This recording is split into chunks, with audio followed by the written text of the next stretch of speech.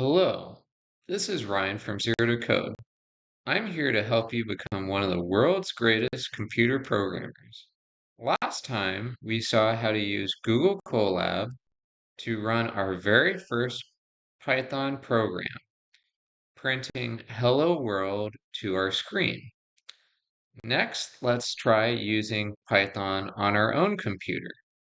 If you go to the Windows search bar and type idle, IDLE, this is the built-in Python code editor and terminal.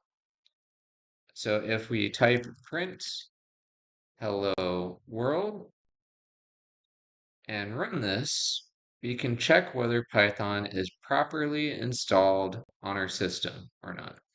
And I have here Python 3.11.